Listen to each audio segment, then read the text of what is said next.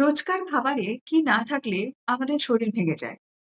ভীষণ গুরুত্বপূর্ণ এই প্রশ্নটা এবং বর্তমান দিনে ভীষণভাবে গুরুত্বপূর্ণ হয়ে পড়ছে। অনেকে আমরা ডায়েট মেইনটেইন করি, অনেকে আমরা ভাবি যে কি খাবো, কি খাবো না।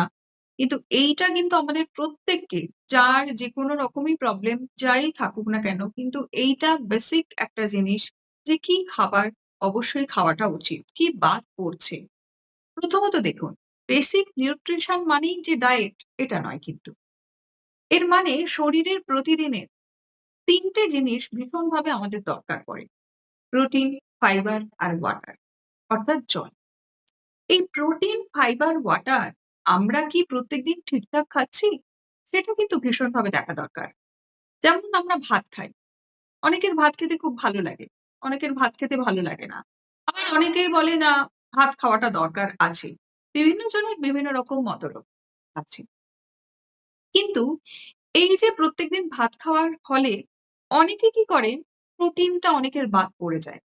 আবার অনেকের জল বাদ পড়ে যায়, জল কম খায়।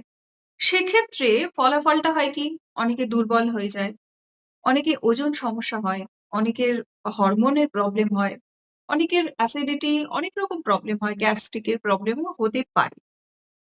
কম খাওয়াটা কিন্তু সমাধান নয়। অনেকে আমার কাছে এসে বলেন যে, "আচ্ছা ম্যাম কম খাবো?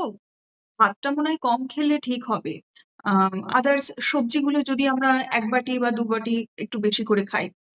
সেটা কিন্তু নয়। সঠিক খাওয়াটাই হচ্ছে সমাধান। অর্থাৎ এই ৩ টে জিনিস অর্থাৎ ফাইবার, প্রোটিন, ওয়াটার এই ৩ টে জিনিস যদি প্রত্যেকদিন আমাদের খাদ্য তালিকার মধ্যে থাকে, তো আমরা অবশ্যই ভাবে নিজের শরীর অবশ্যই ভাবে ঠিকভাবে ব্যালেন্স থাকবে এবং শরীর আপনাকে নিজে থেকেই জানান দেবে যে হ্যাঁ